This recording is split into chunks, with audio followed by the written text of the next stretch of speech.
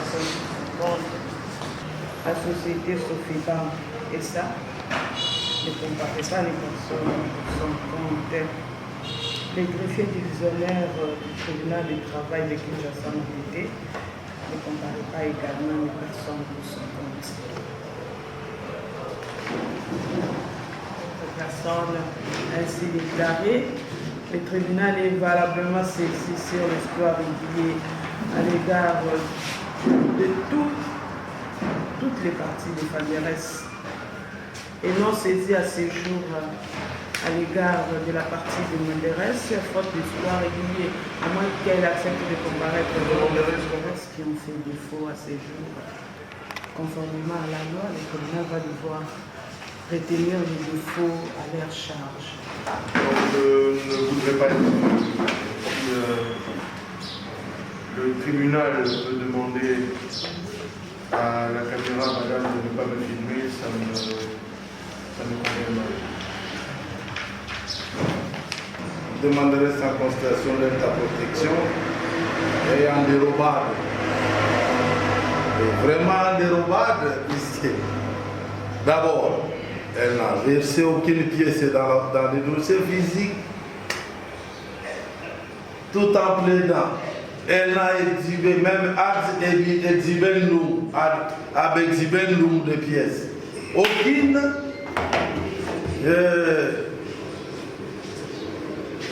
Qu'à cela me tienne, nous allons plaider quand même ici avec pièces.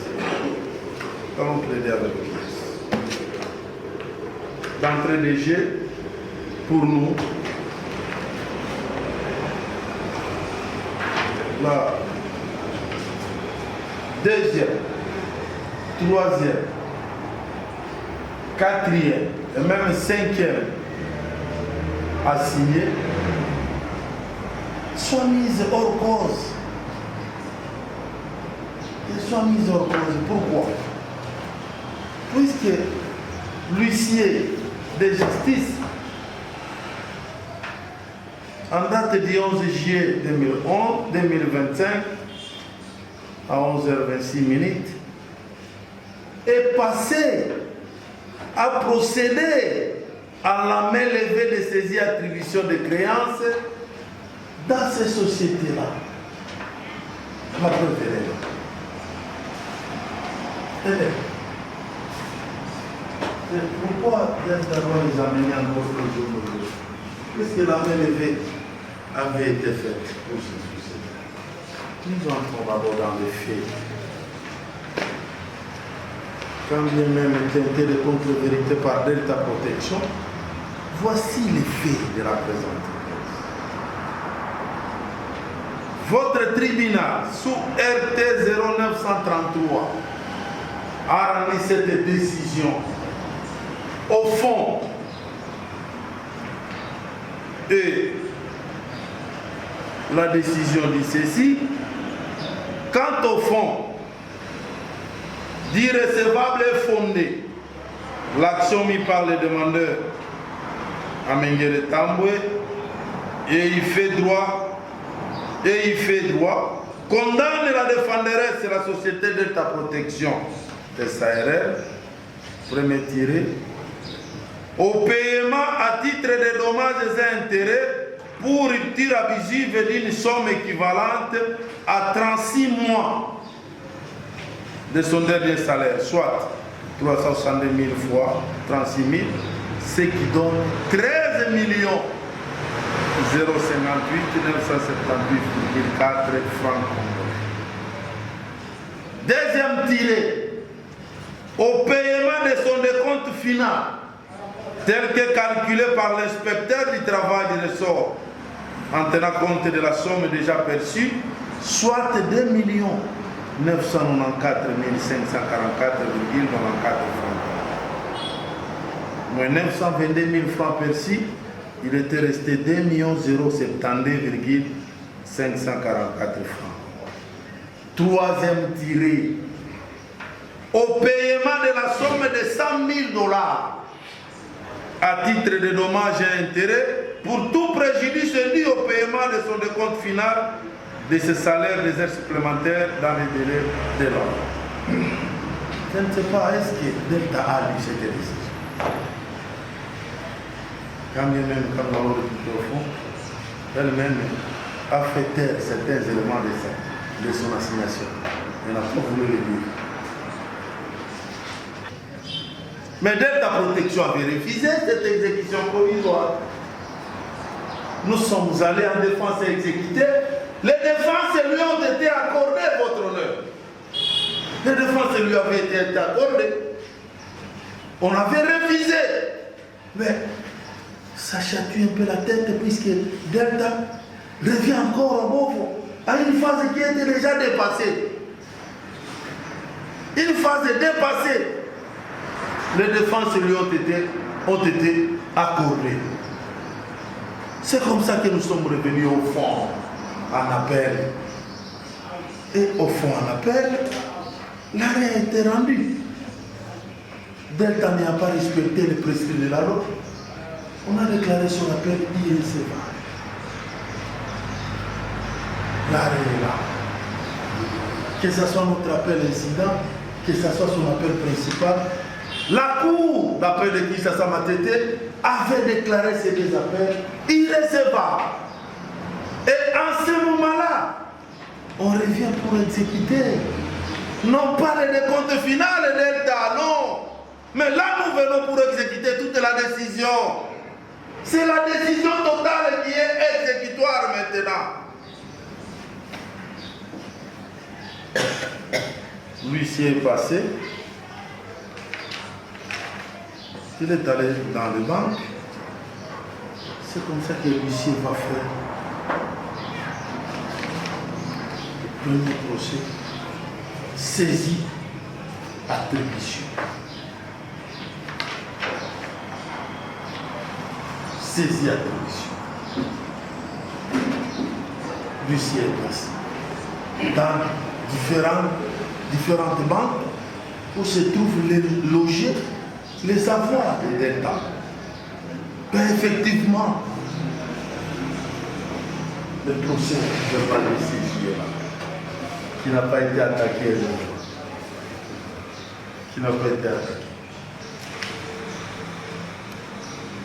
J'ai commencé par la première pièce, la main levée, pourquoi? Puisque lorsque nous avons, l'huissier a reçu la réponse de l'Ecobank, les seules sommes de l'Ecobank pouvaient couvrir toute cette créance.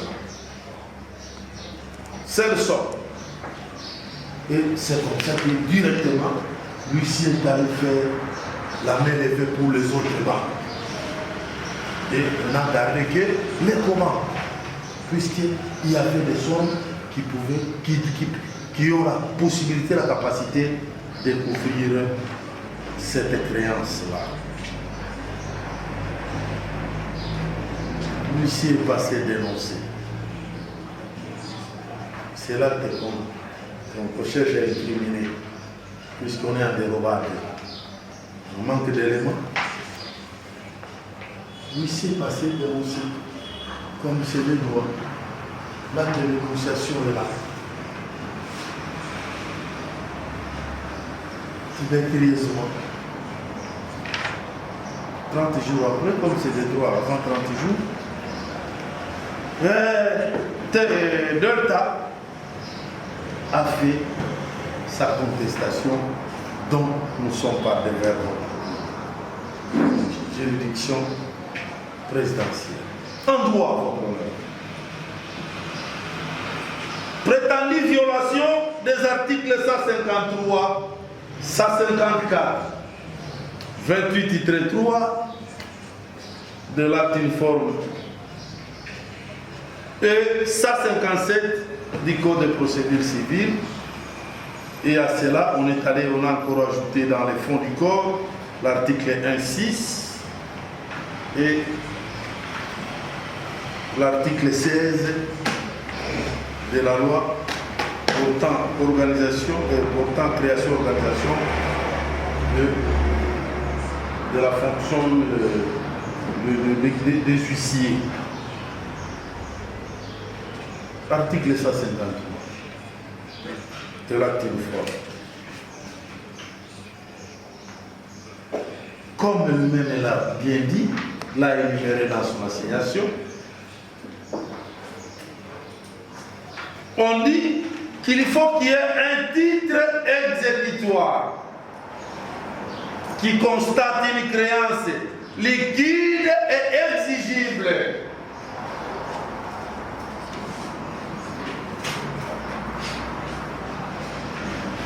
Pour lesquels on cherche à obtenir un paiement. Il est là, sans préalable, sans commandement préalable. Lorsque la créance est certaine, créance est liquide et exigible, dans un titre exécutoire. Est-ce que le jugement sous RT 0933 constitue un titre exécutoire? Nous disons avec eux-mêmes, avec Delta, oui, voilà le titre exécutoire, il est là. C'est la décision rendue par le tribunal. Autrement composé sous RT 0933.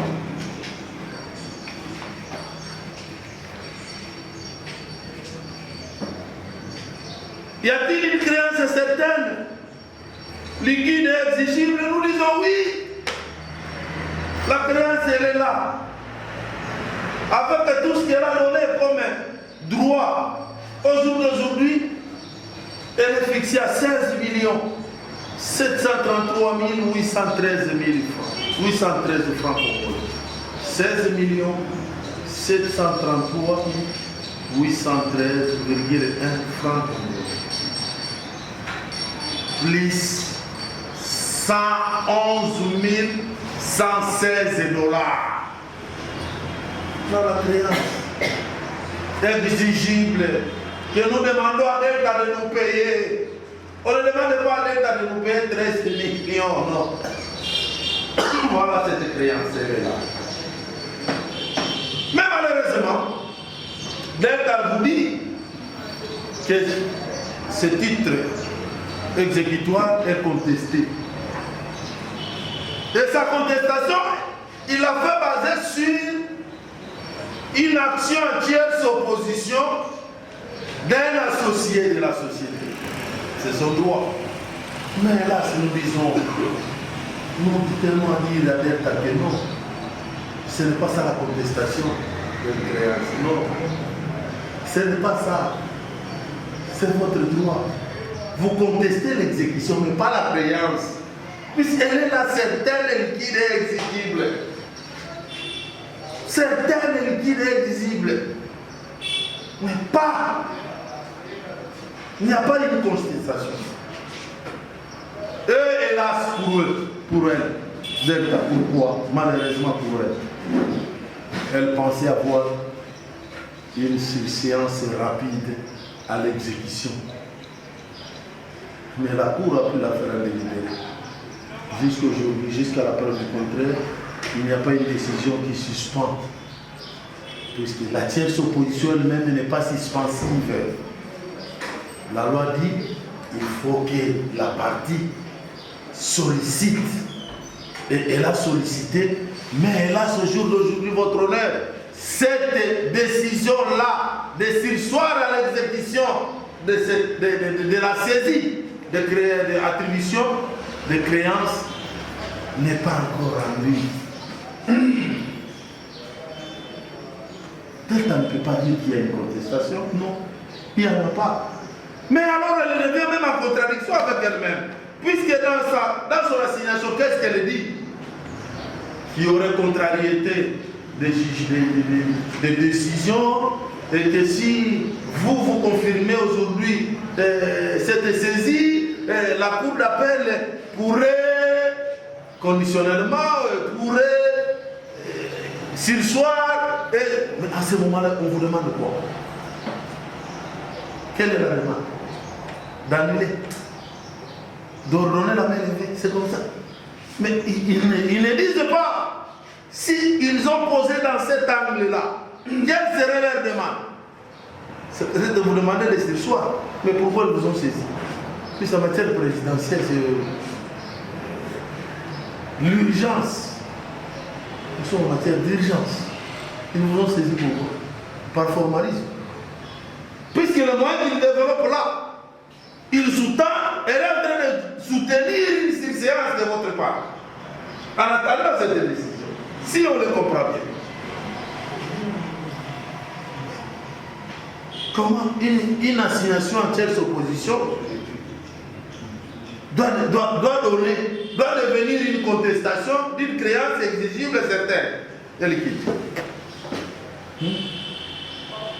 Ça ne vous empêchera pas de confirmer, comme vous allez le faire d'ailleurs. Vous allez confirmer. Puisqu'il n'y a aucun élément qui va vous empêcher à confirmer cette saisie.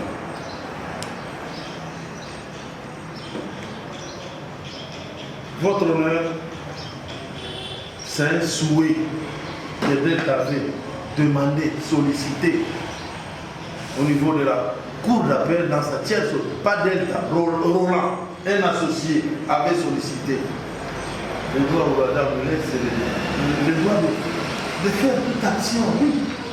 Mais on ne lui demande, mais il ne viendra pas arrêter une exécution, non. Arrêter une exécution, puisque au jour d'aujourd'hui, sans couvert de voie de recours, puisque la voie de recours extraordinaire ne suspend pas. Je crois que Delta a compris.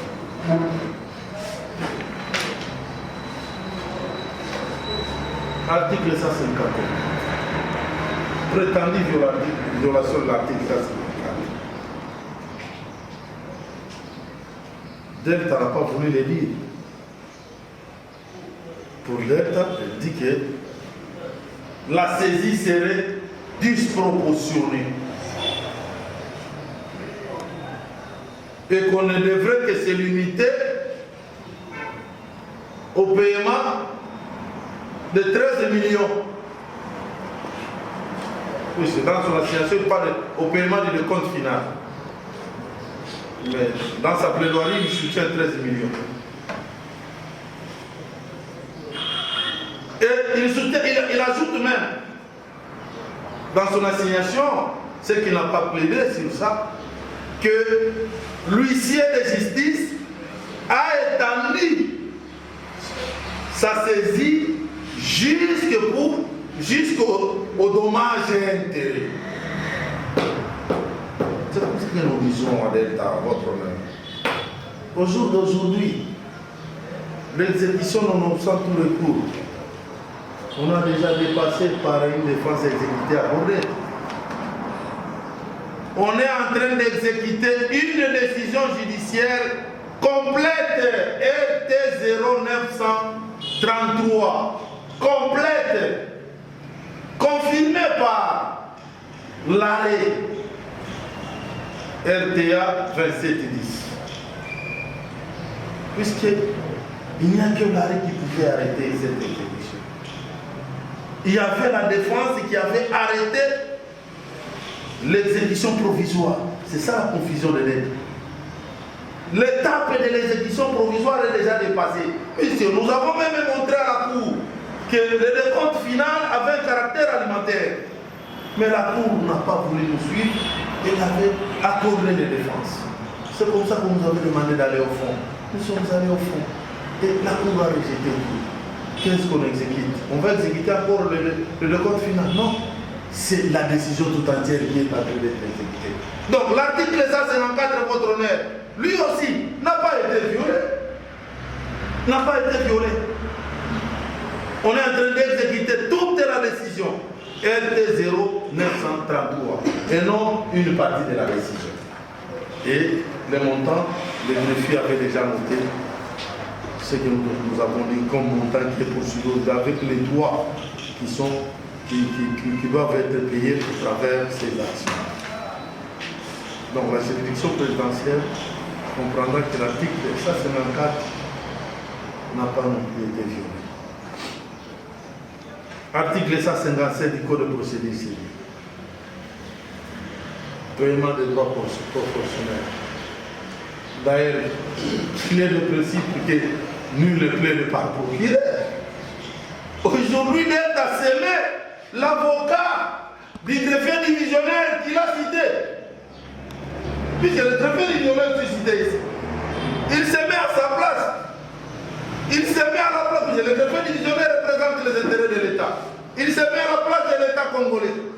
droit proportionnel, que lui doit payer. C'est lui qui doit payer ça. Mais nous répliquons qu'à cela ne tienne. L'article 158 qui n'a pas voulu, puisque lui-même, il a bien dit.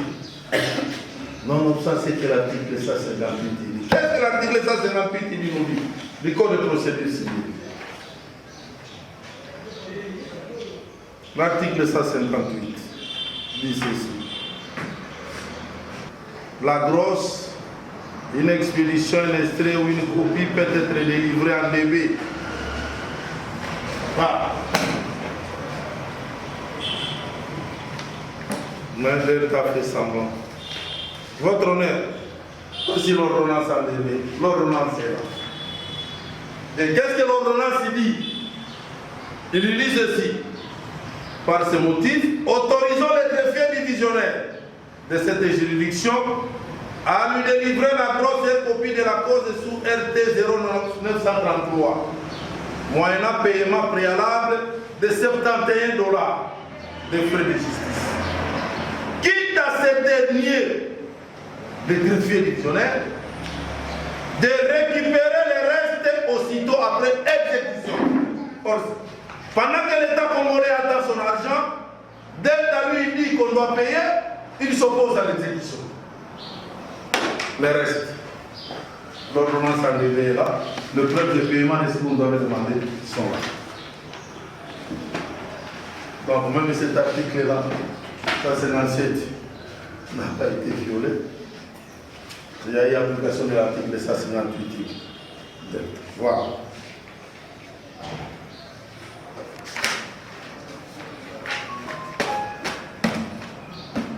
Par manque de moyens en dérobade, on nous amène l'article 1-6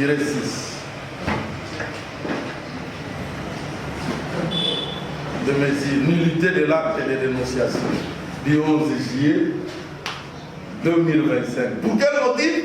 Parce que le huissier n'a pas mentionné son prénom.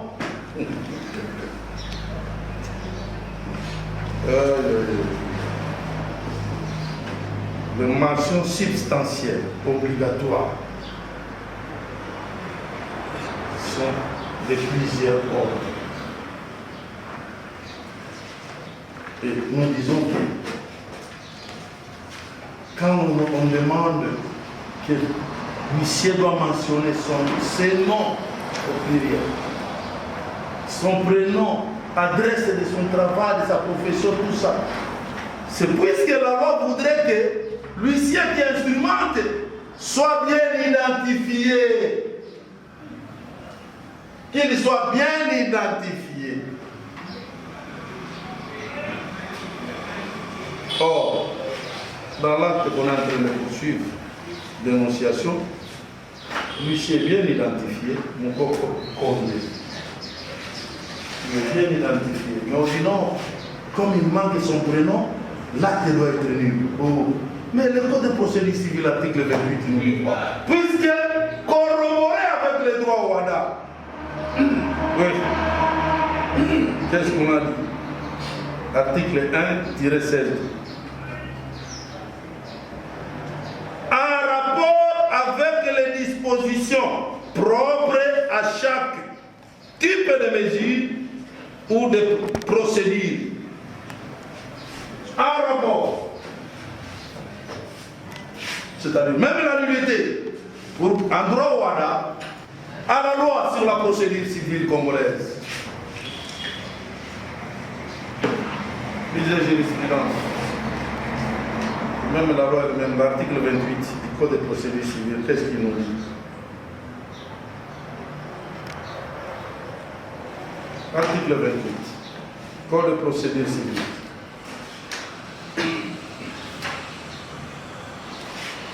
Aucune irrégularité d'exploit ou d'acte de procédure n'entraîne leur nullité que si elle nuit aux intérêts de la partie adverse. J'ajoute encore, sans nullité, sans grief. Et ça, ce sont les jurisprudences même des lois là. Pas de nullité sans grief. Et qu'est-ce qu'on nous demande? il est nécessaire de démontrer que les vices de forme, puisque là il s'agit du vice de forme, nous sommes sur la forme, vous a causé préjudice, vous a causé dommage. Et c'est comme ça que nous disons, pas de nullité sans grief. Est-ce que l'absence du prénom a-t-il causé du prénom de l'huissier? Ses noms sont là, son adresse est là. Quand même, Delta lui a même répliqué après la dénonciation. Delta a répliqué. Donc c'est un huissier que Delta connaît bien. Sa correspondance est même là. Delta a répliqué. Voilà, Delta a répliqué. Voilà. Donc c'est que Delta connaît bien cet huissier-là. Est-ce que ce vice-là est-il grave?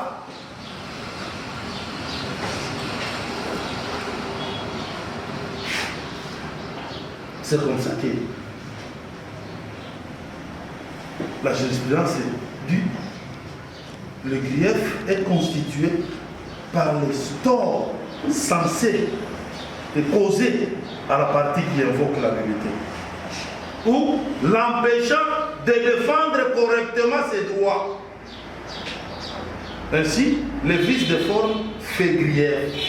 Si il désorganise la défense de la partie qu'il invoque, ça c'est le droit qui de passe. Les actes de procédure, avec les lois de procédure de notre pays. Est-ce que le manque de prénom de l'huissier a désorganisé Delta dans sa défense? Nous disons non, puisqu'elle est là en train de se défendre, elle a pris tous ses moyens, donc elle a bien compris même cet acte-là. Donc l'omission de ces prénoms-là n'a pas désorganisé sa défense. Article 28-3. Ressort autre que celui de l'huissier instrumenté.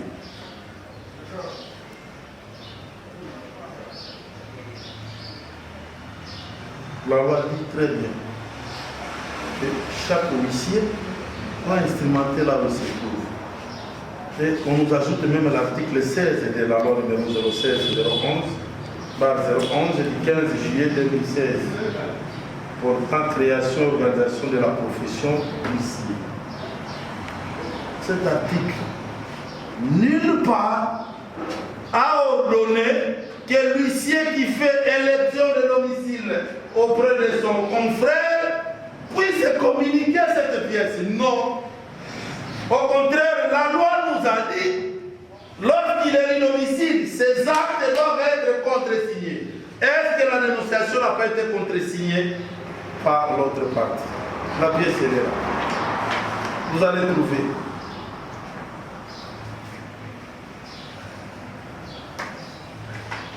Maître là, moi, je disais.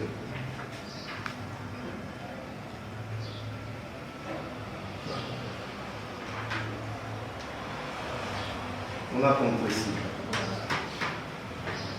Où est la violation de l'article 16? Donc, c'est ce que je disais, d'être en dérobade. Et là seulement, fait fixer l'affaire, dénoncer, puisque c'est des droits. Mais sinon, Delta n'a pas. Aucun article n'a été violé, votre honneur. Aucun. Dit de bien à la fin. Comme nous venons de le démontrer. Aucun article. C'est pourquoi. Étant donné qu'aucun article n'a été violé, c'est ce qu'on va encore vous demander, votre honneur, que de dire tous ces moyens-là et ces barres, mais non fondés. En conséquence, votre juridiction n'accordera pas la main levée et confirmera la saisie exécution pratiquée par l'huissier de justice de Coco présents ici, dira les droits, frais comme des droits que nous avons. En contestation allait développer une plaidoirie infatoire. Et voilà, madame, nous réagissons parce que, madame, je suis obligé de revenir sur les notions qui relèvent de l'enfance de l'art. En droit positif congolais, il est connu, n'est-ce pas, de tout juriste, même un juriste moyen, que l'élection de domicile est un acte exprès. Ça, c'est l'enfance de l'art. Lorsque l'huissier de justice, qui n'est pas du ressort, parce que le principe, en ce qui concerne la compétence territoriale de l'huissier de justice, la compétence de l'huissier de justice, c'est les lieux où il exerce son ministère. Lorsqu'il est dans le ressort de la cour d'appel devant laquelle il a prêté serment, il n'a pas besoin d'élire domicile ou de faire contresigner son acte. Mais lorsque l'huissier quitte son ressort pour aller poser des actes en dehors de son ressort, c'est-à-dire dans le ressort d'une autre cour d'appel, la loi voudrait que cet huissier de justice élise domicile et que son acte soit contresigné. Ça, c'est la loi. Ce n'est pas la volonté du Delta ou de ses conseils, c'est la loi qui le dit. Mais dans les cas sous examen, madame, vous constatez que l'huissier qui prétend avoir élu domicile n'a pas versé l'acte, ne peut pas demander la communication de l'acte. Nous disons que l'acte devait, au moment de la dénonciation, l'huissier n'étant pas du ressort, devait joindre l'acte d'élection de domicile. Sinon, comment allons-nous, n'est-ce pas, savoir que l'élection de domicile a été faite? Parce que c'est un huissier qui n'est pas du ressort. Et son acte devait être contresigné. Madame, je ne sais pas si nous avons... Parce que j'ai vu, n'est-ce pas, le défendeur en contestation balbutier par rapport au contreseing, il vous dit c'est une certaine localité à contresigner. Bon, je me pose la question, si nous avons le même acte de dénonciation, madame, on peut vérifier, séance gênante. Il n'y a pas d'acte d'élection de domicile, encore moins les contreseing. Donc c'est par gangstérisme que cet huissier qui n'est pas du ressort a posé des actes dans le ressort de la cour d'appel de Kinshasa. Matiti. Et l'article 16 est battant. L'article 16 qui est de la loi sur le justice de justice, n'est-ce pas, et l'article 28-3 de l'acte uniforme sur le voie d'exécution sont, n'est-ce pas, clairs. Donc l'acte posé par un huissier qui n'est pas territorialement compétent doit être annulé. Et lorsque vous allez annuler cet acte, puisqu'il s'agit de l'acte de dénonciation, nous reviendrons au prestige d'État, c'est-à-dire qu'il n'y a jamais eu de dénonciation de cette saisie, par conséquent, vous allez en ordonner la main levée. Donc par rapport à ces moyens, vous allez vous rendre compte que les défendeurs en contestation ne soient pas tentés de développer un argumentaire cousu de fil noir, lequel ne peut emporter la conviction de votre juridiction parce que le fait sont, n'est-ce pas, patents. Madame, votre honneur, les défendeurs en contestation vous disent que,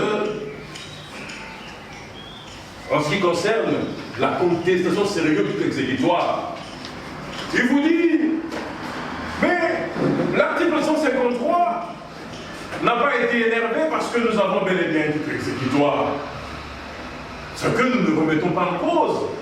Mais le titre exécutoire, qu'est-ce que nous disons? Le titre exécutoire que vous détenez est sérieusement contesté. Pourquoi? Parce que il y a à ce jour une action, un recours qui a été formé par l'un des associés de la société contre l'arrêt de la Cour qui vient confirmer le jugement rendu par votre tribunal. Mais cette contestation sérieuse par ce recours remet également en cause l'exigibilité de la créance.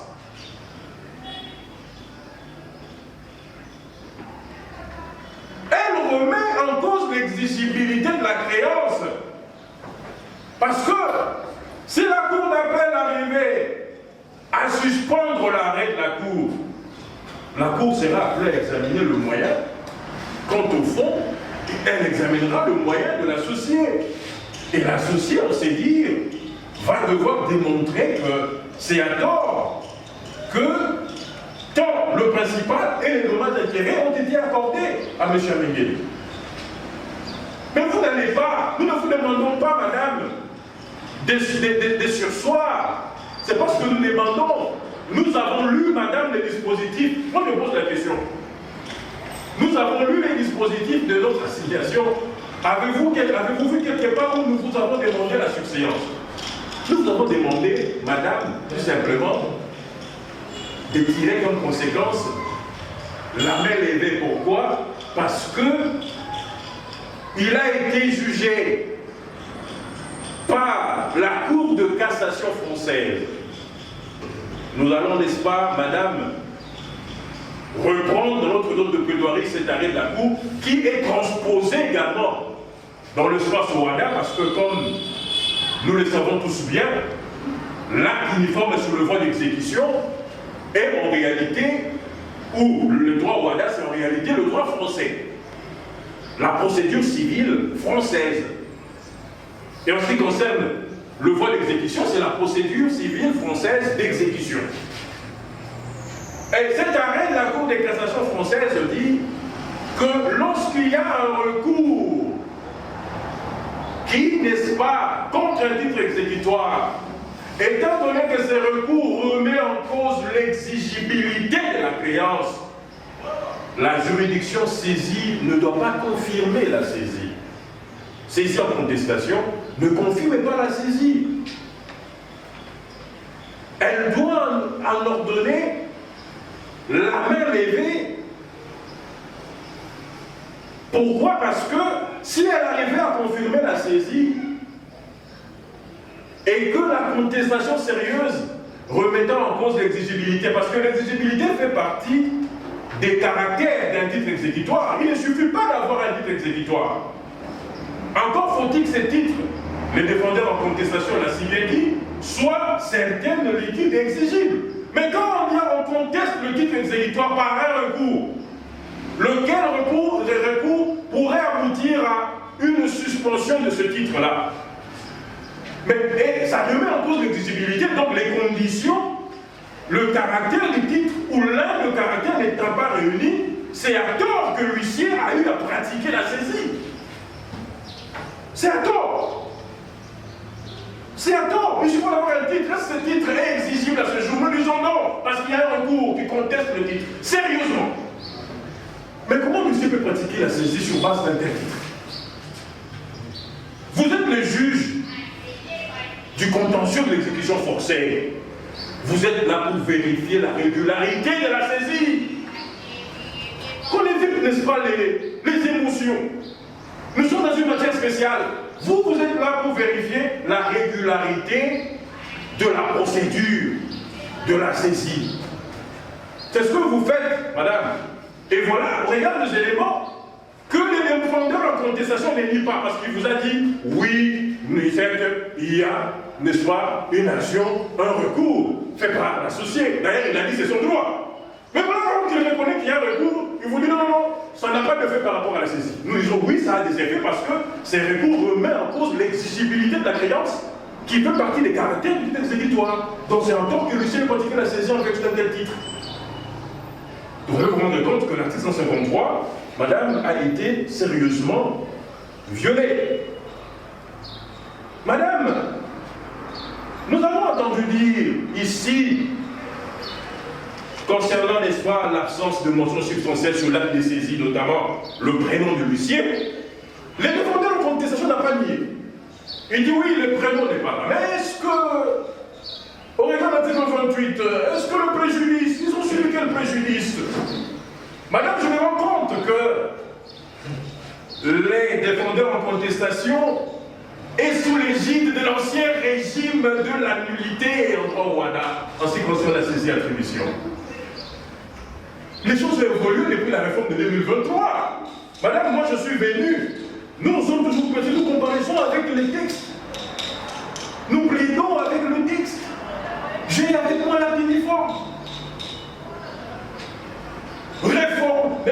modifié, complété lors de la réforme de 2023 qui a eu lieu ici, en RDC, précisément dans le locaux du ministère des Affaires étrangères. Il y a un nouveau régime, madame. Et dans ce nouveau régime, l'article 1er-16 dit ceci. Je veux lire cet article, parce qu'on nous a évoqué l'article 28 du Code de procédure civile. Je comprends qu'on est sous l'ancien régime, alors que les choses ont évolué. C'est pourquoi nous avons toujours la peine de lire. Surtout en droit où on ne lit plus, on est déphasé. Et c'est les avocats camerounais et sénégalais qui vont prendre de l'avance. Nous refusons d'être déphasés, reconnaissant qu'il y a nous sommes en compétition avec ces avocats camerounais et ivoiriens. Nous lisons. Voilà ce que dit l'article 1er-7. Je suis au dernier alinéa. Je commence par le premier alinéa, parce que pour comprendre la logique, il est dit ceci. Aucun acte de procédure prévu par le présent acte uniforme ne peut être déclaré nul pour vice de forme si la nullité ne résulte d'une disposition expresse du dit acte uniforme. Ça, c'est le principe. Il faut que la nullité résulte d'une disposition expresse de l'acte uniforme et non du code de procédure civile. C'est de un. De deux, les deuxième alinéa dit ceci. La nullité ne peut être prononcée qu'à charge pour celui qui l'invoque de prouver qu'il a subi un grief fait de l'observation de la formalité ou du défaut d'une mention sur un acte. Mais voilà ce que dit le dernier alinéa. J'aime beaucoup le droit. Parce qu'en droit, il y a ce qu'on appelle les exceptions au principe, mais il y a aussi ce qu'on appelle les exceptions des exceptions. Et ça, je considère cela comme une exception à l'exception par rapport au principe posé à l'article 1er. À l'article 1er-16. Le premier alinéa. Qu'est-ce que dit le dernier alinéa? Nonobstant les dispositions des alinéas 1er et 2 du présent article, la nullité est prononcée en cas d'une observation d'une formalité substantielle ou d'une règle d'ordre public. Voilà la beauté du droit. Voilà la beauté de l'acte uniforme sur le voie d'exécution. On dit, oui, principe, la nullité doit être mentionnée, clairement définie dans l'acte uniforme. Exception, le grief. Exception des exceptions, lorsqu'il s'agit d'une formalité substantielle, la nullité doit être prononcée. Mais l'article 1er-6 vous dit, obligatoirement dans l'acte de saisie, obligatoirement, l'huissier va indiquer son prénom. C'est substantiel. C'est substantiel, madame. Obligatoirement, il doit indiquer son prénom. Ça fait partie de son élément d'identification. Mais comment on vient ici nous évoquer l'article 28 alors que l'acte uniforme est déjà tranché? C'est une mention substantielle. Et quand il s'agit d'une mention substantielle, madame, on ne demande pas les préjudices. Je suis tenté de ranger ma robe. Le bras m'en tombe, les oreilles m'en sifflent. Quand il s'agit d'une formalité substantielle, on ne demande pas quel est le préjudice qu'on a subi. On ne demande pas une telle question. La conséquence, madame, vous juge, vous devez annuler un tel acte. Et ça, c'est une irrégularité constatée dans l'acte, n'est-ce pas, tant des dénonciations que l'acte de saisie attribution de créance.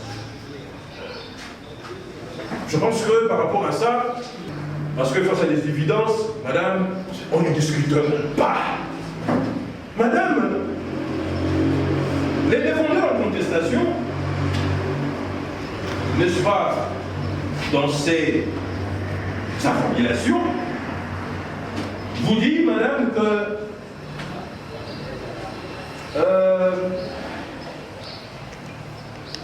la formule exécutoire, il dit l'effet exécutoire, n'est-ce pas, ici, l'huissier étant donné qu'il y avait l'appel déclaré irrécevable, c'est toute la décision qu'on exécute. Madame, ça c'est une interprétation que les défendeurs en contestation font. Mais ce n'est pas ce que l'huissier dit. Mais nous avons l'acte de saisie, madame. Madame, ça c'est l'interprétation que font les défendeurs en contestation. Mais l'acte de saisie vous dit quoi? L'acte de saisie, l'huissier qui a instrumenté l'acte de saisie, vous dit qu'il est en train de faire exécuter une décision exécutoire nonobstant pour les cours. Je ne suis pas vraiment d'accord avec les défendeurs en contestation. C'est-à-dire, C'est ce qu'il dit, c'est ce qu'il devait en principe ressortir de l'acte, ou dans l'acte. Mais l'huissier s'est fourvoyé, madame. L'huissier vous dit, j'exécute une décision exécutoire, non-obstant tout recours. Alors, lorsque vous lisez la décision exécutoire, non-obstant tout recours, cette décision se limite tout simplement sur le décompte final. Ça, c'est une bourde de l'huissier. Irréparable. Alors, il faut le faire. Il faut bien faire les choses. Nous sommes en matière de contestation d'une saisie. Lorsqu'il y a des irrégularités, lorsqu'il y a des erreurs, n'est-ce pas, qui ont émaillé la saisie, on annule et on recommence. On annule. L'huissier lui-même qui commet la bourde, il vous dit, j'exécute une décision. Il aurait pu dire, les jugements, en vertu du jugement, rendu par le droit du travail, confirmé par l'arrêt. Si c'était limité là, on aurait compris que l'huissier est en train d'exécuter toute la décision.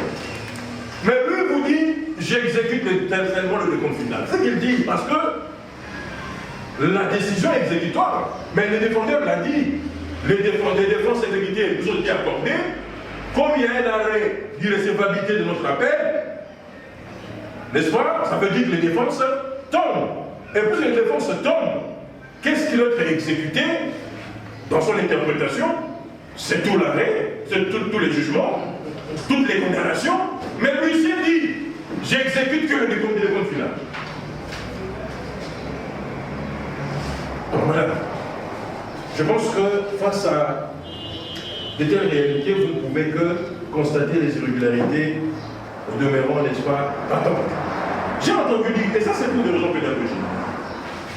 Je suis en train de chuter, madame. J'ai entendu dire ici que, voilà, lorsque nous avons évoqué l'article 157, on nous a dit que nous avons plaidé par le procureur, c'est le greffier divisionnaire qui aurait dû relever ses moyens. Madame, je suis encore tenté de ranger ma robe. Je voudrais ici rappeler, madame, que dans un procès en contestation de la saisie, c'est les demandeurs en contestation qui soulèvent les irrégularités qui ont émaillé la saisie. C'est lui qui relève ces irrégularités-là, qui ont émaillé la saisie. Les tiers saisis et les autres sont passifs dans un procès en contestation de la saisie. Les greffiers divisionnaires, les tiers saisis sont passifs. Bien qu'ils soient invités à ce procès, ils ne leur confirment pas de relever les irrégularités qui ont émaillé la saisie. C'est les demandeurs qui le font. Et on veut nous méconnaître le droit de pouvoir faire constater qu'il y avait une irrégularité par rapport à l'acquisition du titre exécutoire. Je suis tenté de ranger ma robe. Je suis encore tenté de ranger ma robe, madame.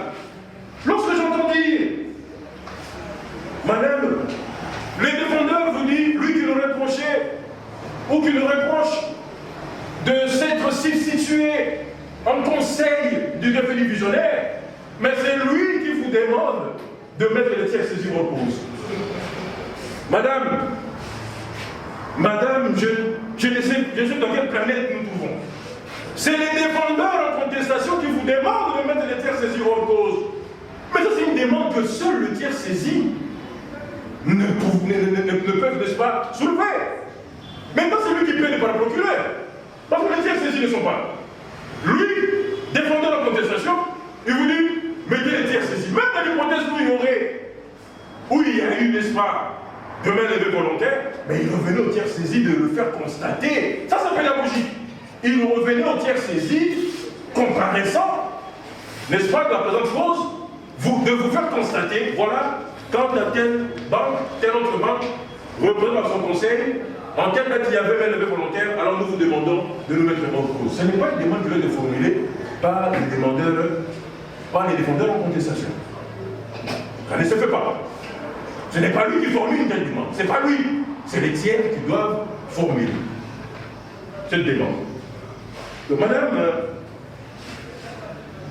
vous allez, n'est-ce pas, vous rendre compte que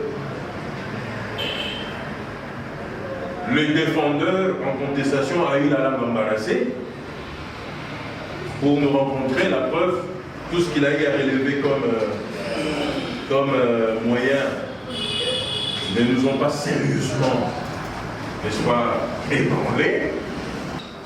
de deux. Est-ce que l'État peut vous produire l'original? Et ça, ce sont des deux.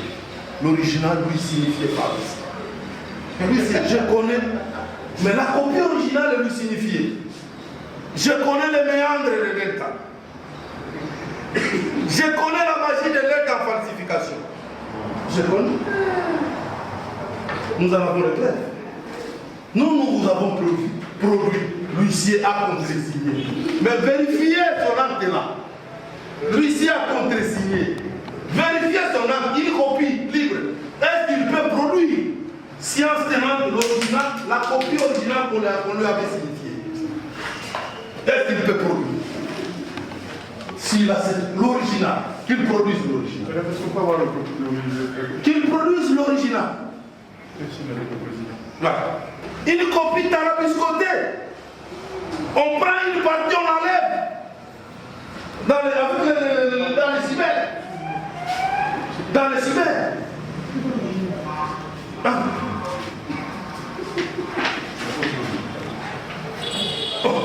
Mais ça m'étonne qu'ils produisent. Je mets dès dans le défi de produire la copie originale qu'on lui a donnée. Qu'ils produisent ça maintenant. Qu'ils produisent ça. La copie qu'on lui a signifiée. Être ici, ils ne produisent pas avant. Je suis en train d'avancer. Mais pas une copie tarabiscotée, non. Titre exécutoire contesté, votre honneur. On doit être sérieux quelque part. Est-ce que Delta ne peut pas être sérieux? L'huissier de justice commence son exécution, que le greffier acte bien ces dates-là. Le 8 juillet 2025. Delta suivait la réplique. Le 8 juillet 2025. Le 11 juillet, il fait la dénonciation. Mais on vous dit la contestation qui ne devrait pas faire cette saisie-là, puisqu'il y aurait une certaine contestation en tierce opposition. Mais voilà la tierce opposition, votre honneur. Elle vient le 16 juillet, après que la saisie soit faite. Le 16 juillet, on va dire qu'il y a contestation. La société doit payer, puisqu'elle n'a pas respecté les lois de la République. Il est venu que ses intérêts soient en danger. C'est ce que vous appelez une contestation contre une saisie. Il vient quand? Une semaine après. Et on veut reprocher à celui-là qu'il ne devrait pas faire, puisqu'il y aurait contradiction. Est-ce qu'il y avait contradiction? Contestation. Lorsque l'huissier avait exécuté l'origine, il n'y avait pas. Quand vous regardez la date de la signification de l'arrêt, on leur avait signifié l'arrêt plus de 2 mois avant. La date de la signification de l'arrêt là. Roland n'est jamais venu. La date de la signification, plus de 2 mois avant la signification de l'arrêt. Donc vous allez dire qu'il n'y a jamais eu contestation au problème. Lorsque l'huissier avait saisi, il n'y avait aucune contestation. Et c'est en dérobade que Roland est venu, soi-disant, s'est greffé à cette action-là pour soulever aujourd'hui ces soi-disant moyens-là irrélévants. Voilà, les dates qu'on parlait. Des comptes finaux. Oh, l'huissier aurait commis, oh, c'est de l'entendement de Amingué. Nous disons non.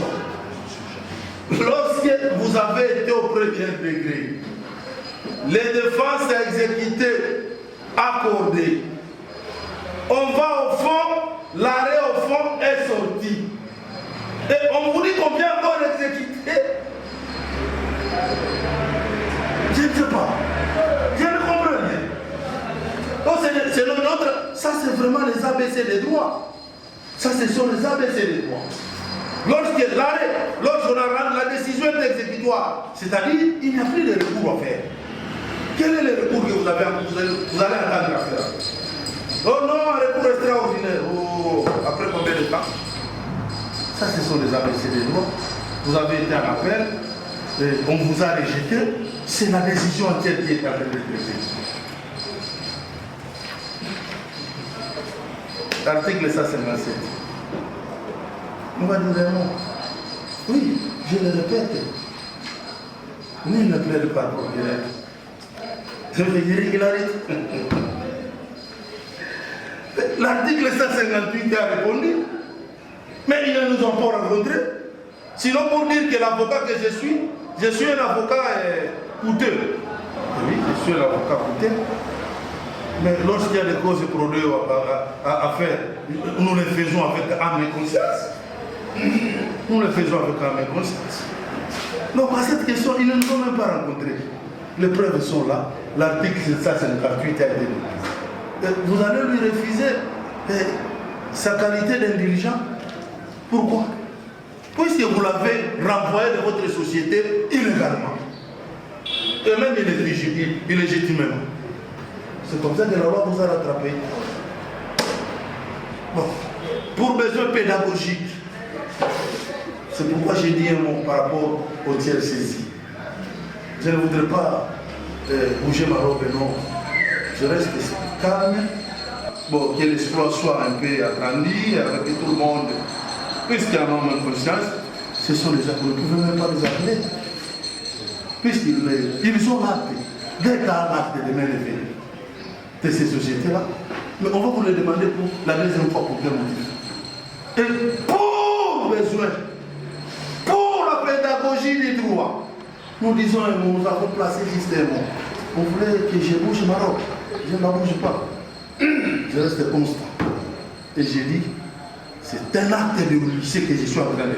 C'est l'acte du lycée que Amengele est en train de défendre aujourd'hui. Et la main levée pratiquée dans cette banque-là a été faite par cette lycée-là que nous sommes en train de défendre. L'identification, l'identité. Article 16, premier, deuxième, troisième point. Le deuxième point était clair. On nous dit non, nous sommes en retard. Nous disons nous ne sommes pas en retard. Nous ne sommes pas en retard. Je parlais même ici, c'est une jurisprudence de l'OADA. Il faut qu'il y ait un grief grave pour qu'il y ait l'unité. C'est le droit OADA qui l'a dit. Grief grave. Si nous corroborons avec notre loi, il n'y a pas de nullité sans grief. Je le répète, c'est OADA qui l'a dit. Il faut qu'il y ait grief alinéa 2 pour vous-même vous avez dit, elle a dit ça elle-même. Il faut qu'il y ait grief. Quel est le grief? Il n'y en a pas. Il n'y en a pas. Il n'y a aucun grief. Bon, vous allez dire qu'on n'a pas été énervé puisqu'on ne nous a pas rencontrés et vous allez confirmer cette saisie. J'ai entendu dire ici qu'il n'y a aucune disposition légale qui dit que l'huissier doit, n'est-ce pas, apporter ou joindre à l'acte de saisie ou l'acte de dénonciation l'élection de domicile lorsqu'il agit en dehors de son ressort. Madame, je vais vous lire ici l'article 16. Nous avons mentionné des dispositions dans l'exploit introduit d'instance parce qu'on s'attendait quand même à une honnêteté intellectuelle de l'autre côté de là-bas. Mais nous considérons que les défendeurs en contestation, nous constatons qu'il est en train de demeurer dans sa négativité irrévocable. L'article 16 de la loi du 15 juillet 2016 portant création et organisation de la profession d'huissier de justice dispose ce qui suit. L'huissier de justice est établi dans le ressort de la cour d'appel de sa résidence. C'est là qu'il exerce son ministère. Dans le ressort de la cour d'appel de sa résidence. Il y exerce son ministère. Je l'ai même dit, sans pourtant lire la suite de ce que la loi dit. La loi dit. Toutefois, il peut poursuivre ses activités dans tout autre ressort du territoire national, moyennant élection de domicile en l'étude des confrères. Point. Mais madame, vous qui êtes juge de la légalité, de la conformité de la procédure de saisie, comment allez-vous, au moment où vous allez, n'est-ce pas, vous retirer dans le délibéré, comment allez-vous, votre conviction pour être forgé, qu'il y avait élection du domicile faite par cet huissier de justice qui est de la Gombe, dans le cabinet de son confrère qui est du ressort de la Cour d'appel Ita-Matete, alors que dans l'acte de dénonciation, la copie de cette élection de domicile n'est même pas jointe. Comment, madame? Quelle interprétation qu'on fait de l'article 7, moyennant élection de domicile? Donc on voulait que la loi dise, cette élection de domicile doit être versée. Non, mais ça, il faut être initié, nous sommes des initiés. Si vraiment on est initié, des choses qu'on comprend, ça saute aux yeux. La loi dit qu'un huissier en dehors de son ressort, il doit élire domicile. Maintenant, on vous a prouvé, on vous a démontré que cet huissier de la Gombe, dont les cabinets se trouvent dans le ressort de la Cour d'appel, est venu ici dénoncer la saisie à Delta sans élire domicile. Mais comment vous allez, n'est-ce pas, apprécier la régularité des actes que cet huissier a posés en dehors de son ressort sans la preuve de l'élection de domicile? C'est pourquoi, madame, nous disons, je ne reviens pas sur le contre-essai parce que mon estimé confrère a suffisamment démontré que, alors, il n'y a pas eu contre-essai parce qu'à nous, on nous exige l'original en nous produisant, n'est-ce pas, en nous opposant, n'est-ce pas, les documents scannés. Madame, je ne sais pas si un document scanné devient un document original. Madame, en ce qui concerne le régime de nullité, j'ai entendu ici dire, madame, que nous avons même évoqué un arrêt de la CCJ. C'est de quelle année? Cet arrêt-là. C'est de quelle année cet arrêt-là qui dit qu'il faut prouver les griefs, si on ne prouve pas les griefs, on ne évoque pas la nullité. Madame, moi je vous ai dit qu'il y a eu réforme. Dans l'ancien régime, on s'est limité à ça, démontrer les griefs. Mais dans, n'est-ce pas, le nouveau régime de la nullité, après la réforme, qui n'a pas eu lieu au Bénin. Cette réforme n'a pas eu lieu au Bénin ou en Côte d'Ivoire, c'était ici dans le locaux du ministère des Affaires étrangères. Ici, je suis étonné qu'on ne soit pas informé. C'était ici. Qu'est-ce qu'on a dit? L'article 1er-16 n'existait pas. L'article 1er-16 a été ajouté lors de la réforme. Et le dernier a dit, quand il s'agit de mentions substantielles, quand il y a absence de mentions substantielles, comme le nom, le prénom, qui sont des éléments qui permettent d'identifier l'huissier, c'est la nullité de l'acte. On ne peut pas ici commencer à parler du préjudice, madame. Avant même que l'OADA arrive, même en procédure civile congolaise, quand il y a absence de nom, on ne peut pas évoquer ici le préjudice, c'est une mention substantielle dans un acte. Et dans l'acte uniforme, on dit, au-delà du nom, les prénoms sont des éléments d'identification. Lorsque le prénom ne figure pas, vous n'allez pas ici, c'est une mention substantielle, on ne vous a pas demandé de dire quel est le préjudice qu'on a subi. C'est gravissime, madame, c'est pourquoi nous disons qu'on est tenté de mettre la robe dans le placard. Madame, voilà, madame, les éléments sur lesquels nous sommes venus et nous promettons de ne plus réagir. Nous serons très abondants dans la note de plaidoirie. Et cette jurisprudence de la Cour de cassation française, qui est évoquée également dans les commentaires, n'est-ce pas, de l'acte uniforme sur le droit d'exécution, sera, n'est-ce pas, abondamment évoqué dans notre note de plaidoirie. Le venin. On vous dit qu'on va produire l'arrêt, mais à moi, on me demande de le produire maintenant. Et ils disent, Delta dit, elle va produire. Une contradiction, je suis là. Je commence par l'article 1.6. Ça se trouve même mentionné dans leur propre assignation. C'est le loi, il dit ceci. Sans préjudice des dispositions propres à chaque type de mesure ou procédure. C'est ce qu'ils disent. Sans préjudice, type de mesure ou de procédure. Et quand nous disons qu'il n'y a pas de nullité sans grief, on dit que ce n'est pas une procédure. L'article 16. La notion dans cet acte-là, c'est le prénom. Est-ce que vous avez subi un préjudice par rapport à ça? Je suis dans le WADA qui a été, et l'autre est abrogé 2013 et 2016. en 2023, dans le logo du ministère des Affaires étrangères de la République démocratique du Congo. C'est ce qui est bien dit ici. Vous invoquez qu'on annule. C'est cet alinéa-là qui est remis ici. C'est cet alinéa-là. Puisque le nom est là, le poste-nom est là, il y a eu manque d'un élément. Défaut d'une mention sur un acte. C'est le prénom. Le nom est là, le poste-nom est là. Il est bien identifié. Le prénom n'y est pas. Est-ce que vous avez suivi le préjudice? Et la jurisprudence vous dit que ce préjudice-là doit être grave. Je ne sais pas, on est. Eux-mêmes, ils l'ont couché dans leur assignation. Mais ils sont en train de l'éviter, de l'éviter. C'est dans leur propre assignation. La linéaire. Je cite élection de domicile. Je ne sais pas. Je n'ai pas demandé l'original de l'huissier. J'ai demandé la copie originelle qu'on leur avait signifiée.